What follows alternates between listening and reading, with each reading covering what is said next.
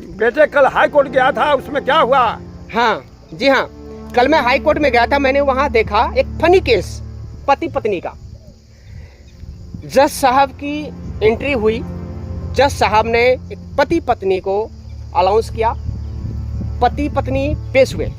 उन दोनों पति पत्नी का कई सालों से केस चल रहा था, झूठा मुकदमा चल रहा था। जज साहब ने कहा कि आप दोनों का कई सालों से मुकदमा चल रहा है और आप दोनों सेटलमेंट क्यों नहीं कर लेते? जो बचा हुआ जीवन है अपने बच्चों के साथ खुशी खुशी बिताओ, इसमें कुछ नहीं रखा। पत्नी कहती है नहीं नहीं जज साहब, मैं अपने पति के साथ नहीं जाऊंगी। बोला भाई क्यों, क्या हुआ? पति हमें मारते हैं।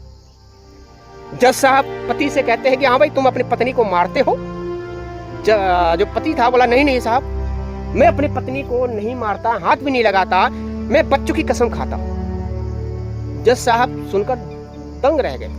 बोले यार ये तो अपने बच्चे की कसम खा रहा है। पत्नी से जज साहब पूछते हैं कि कैसी बात कर रही हैं आप?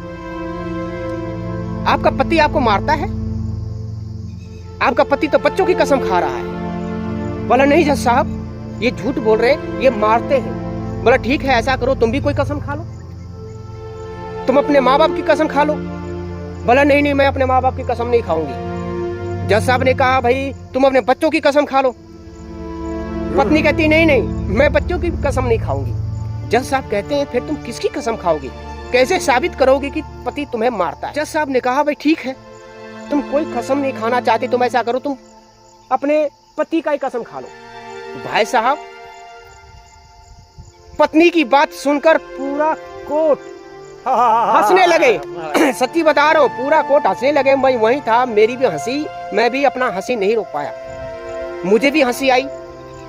पत्नी ने कहा कि जज साहब मैं अपने पति की कसम खा लूंगी। इस बात को लेकर पूरा ठहाका, पूरा कोर्ट हंसने लगा। जज साहब भी हंसने लगे, मेरे जैसा मूर्ख आदमी था वो भी हंसने लगा। भाई साहब पहले की स्त्रियां होती थी, सती सावित्री जो कहते थे वो होती थी पहले, जो यमराज से लड़कर अपने पति की प्राण ले आती थी। और आज के डेट में आजकल क्या हुआ है कि पति से लड़ झगड़ के पति को ही यमराज के पास भेज देती। ये दशा हो गया है इस देश का, इस देश में रहने वाले महिलाओं का। क्या होगा इस जिंदगी का, क्या होगा इस देश का?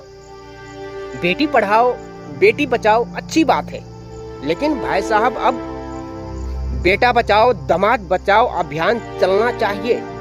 जिस तरह से इस देश में बेटियों की जरूरत है, ठीक उसी प्रकार इस देश में बेटों की भी जरूरत है। क्योंकि भैया देखो, मैं तो लड़कों को यही कहना चाहता हूँ, भैया शादी जरूरी नहीं है। फिर से कह देता हूँ, जिस तरह शादी करने के बाद आदमी बेमौत मारे जा रहे हैं, सांप बिच्छू से कटवा रहा है, कोई पहाड़ों से धक्का मार रहा है, तो मैं तो यही कहना चाहूंगा कि शादी करो मत करो, लेकिन जीना जरूरी है।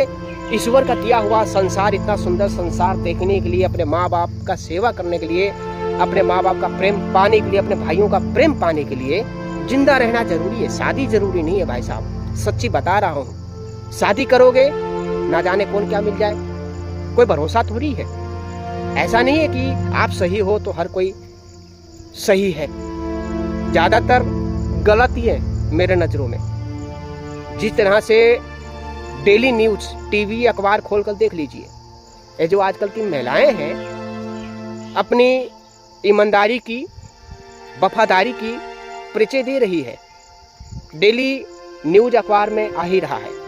लोग कहते हैं कि रिश्तों की उम्र कम हो गई है। क्यों नहीं होगी? एक इंसान जो है रिश्तों को ईमानदारी से वफादारी से निभा रहा है, और तो दूसरी तरफ रिश्तों के आड़ में गेम खेल रहा है।